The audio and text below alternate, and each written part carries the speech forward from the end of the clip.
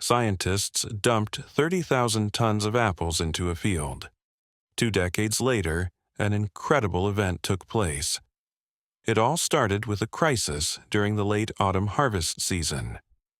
That year, orchards throughout Greenville County had yielded an exceptionally large apple harvest, leaving farmers and packing facilities with more fruit than they could handle. Box trucks and tractors hauled load after load of fresh apples to local cooperatives, yet still, mountains of fruit remained. Some were bruised from mechanized picking, others had fallen from branches too early, and huge swaths were deemed unsuitable for sale. By harvest's end, every barn overflowed. The region's farmers, led by an experienced orchardist named Emma Caldwell, faced a daunting question. What should be done with all the leftover apples and the pulpy waste that came from juicing and canning? For years, farmers had tried to manage orchard byproducts by composting small amounts in their own fields or simply dumping them in special disposal areas. But with multiple thousands of tons of spoiled apples, peels, pulp, and seeds, the usual strategies weren't enough. Storing that much organic waste on site would invite pests and create foul odors, yet hauling it to distant landfills was prohibitively expensive and felt wrong. There had to be a more sustainable solution. At that moment, a team of environmental scientists from Oak Ridge University intervened. They specialized in large-scale composting and land restoration, constantly searching for innovative ways to restore depleted soils. Dr. Nathan Foster, the lead researcher, proposed a bold idea. Rather than sending the apple waste to landfills or burning it, they could deposit it on a barren plot of land at the outskirts of Maplewood County.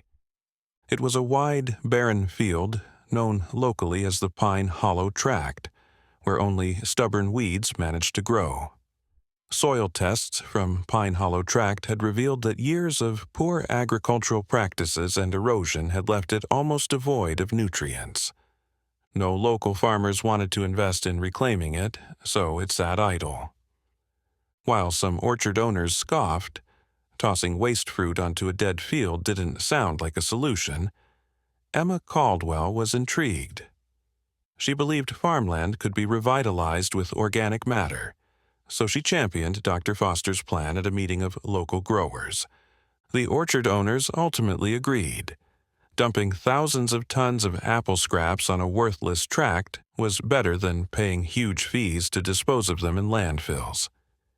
If the scientists were right, maybe the desert-like field would become something better. If they were wrong, at least the waste would be out of the way, saving the farmers money.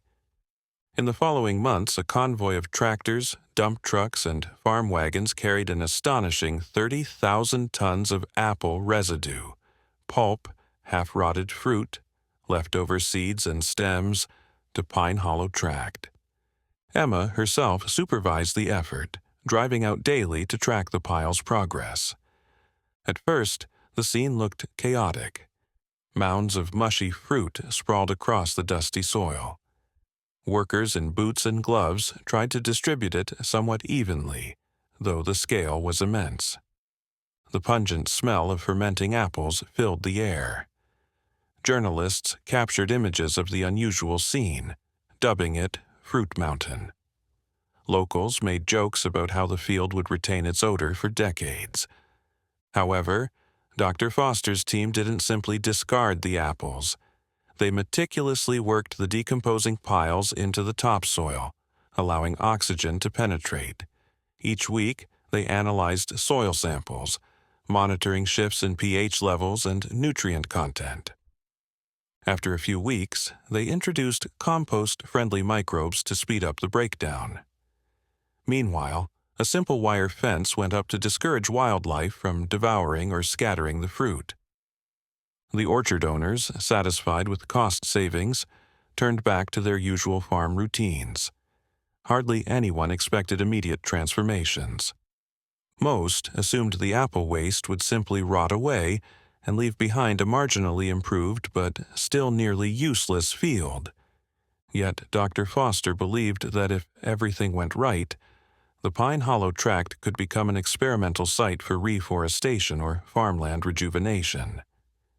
The apple pulp is loaded with nitrogen, potassium, and organic matter, he explained to Emma during one of their visits. In theory, over time, beneficial fungi, bacteria, and insects could flourish here, building healthy soil structure. With enough organic matter, the land might even support robust plant life again. Emma liked the sound of that, but she was also a realist. She knew nature often works slowly. The first glimpse of hope appeared the following spring. Emma walked through Pine Hollow Tract, anticipating remnants of rotting apples.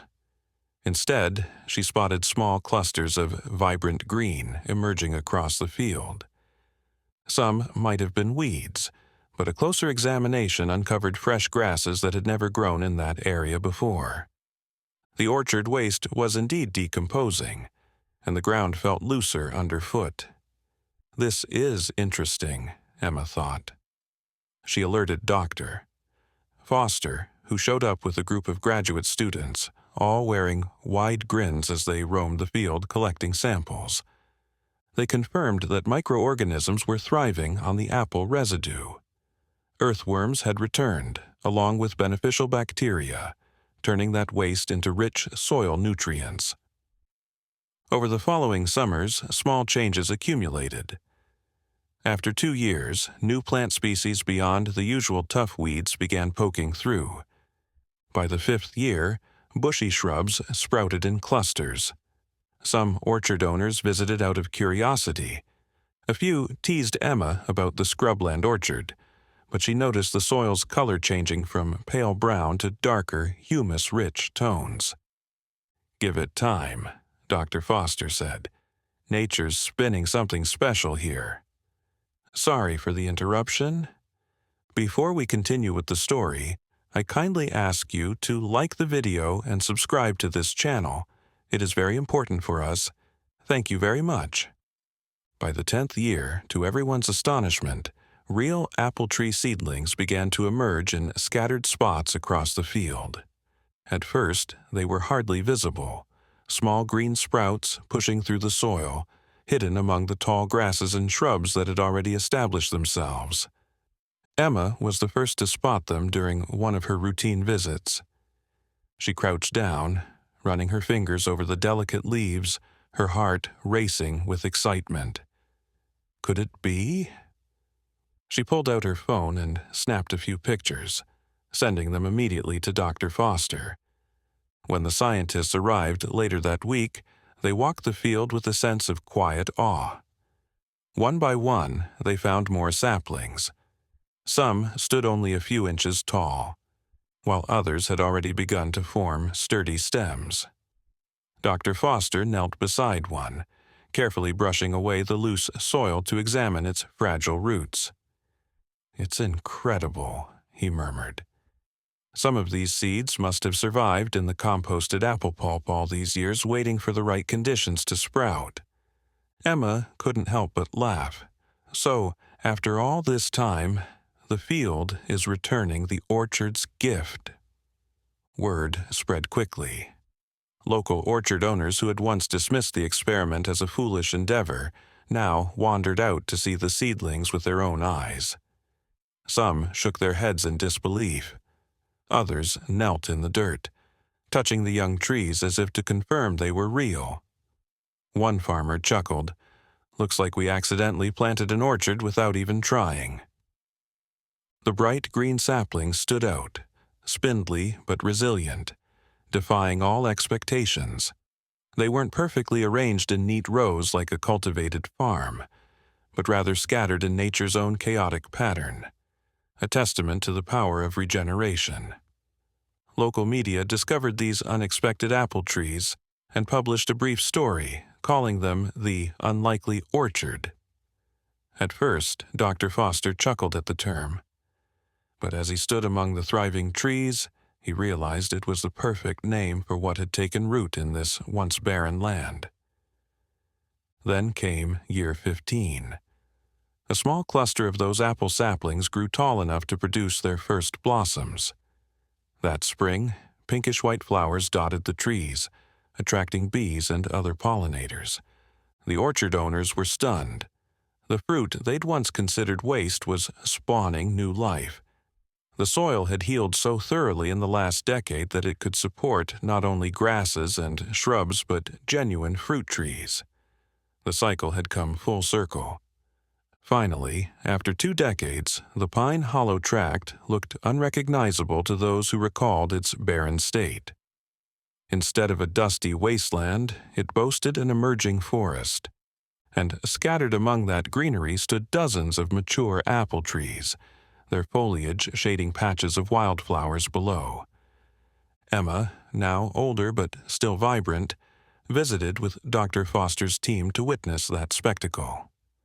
A hush fell as they surveyed growths of apple-laden branches. Birds nested in them. Wildlife scurried below. The orchard aroma in the breeze gave them goosebumps. For local farmers, the transformation was a revelation. At first, they had regarded the apple dumping as a last-ditch effort. However, witnessing new orchard stands flourish in what had once been barren land proved the remarkable power of regenerative processes. Word spread beyond the county, and scientists from other states traveled to witness Pine Hollow tract. They discovered that the soil not only supported apple trees but also improved biodiversity. Earthworms abounded, native grasses took root, and beneficial insects thrived. The field had become a miniature ecosystem, flourishing in what had once been labeled useless waste. Various environmental journals published articles on the case, praising it as an elegant demonstration of how agricultural byproducts can restore depleted land. Colleagues added the story to their curricula. Some orchard owners in other regions attempted similar large-scale composting efforts, gleaning lessons from Dr. Foster's approach. After 20 years, the orchard that rose from apple waste produced fruit, small, somewhat irregular apples. They might not have been top grade for supermarkets, but they were edible and tasted sweet. Some local families brought their children to pick them, marveling at how life had found a way in a place that was once so barren. Meanwhile, scientists continued to study the site, using it to refine land restoration techniques. Dr. Foster reflected on how something born of necessity, disposing of thousands of tons of apple pulp, could evolve into a success story for environmental reclamation. Standing beneath the shade of a blossoming apple tree at Pine Hollow tract, Emma reflected on how it all started. She remembered the frantic rush to manage orchard waste, the uncertain vote among farmers, and the overpowering stench as the pulp was dumped. Who would have guessed that Fruit Mountain, as they called it, would spawn a flourishing orchard decades later? Looking up at the fruit-laden branches, she picked a small apple, wiped it clean on her sleeve, and took a bite. The taste was modestly sweet, tinged with a sense of triumph. This orchard was living proof that nature can transform cast-off scraps into abundance. The once lifeless field now embodied new life, all from 30,000 tons of apples once destined to be trash. And so, a story that began as an environmental headache ended up rewriting perceptions of waste, land, and regeneration. Instead of polluting dumps or rotting in neglected piles, the apples renewed a dusty field, showing that sometimes the most improbable solutions can yield the greatest wonders. Did you enjoy this story? How about you? Would you have believed in the project right from the start? Do you believe this method has the potential to restore other degraded lands? Let us know in the comments below. If you liked the story, subscribe to this channel and leave a like. Nature transforms waste into life. You just need to give it time and trust. Thank you so much for listening. See you in the next video. Have a great day.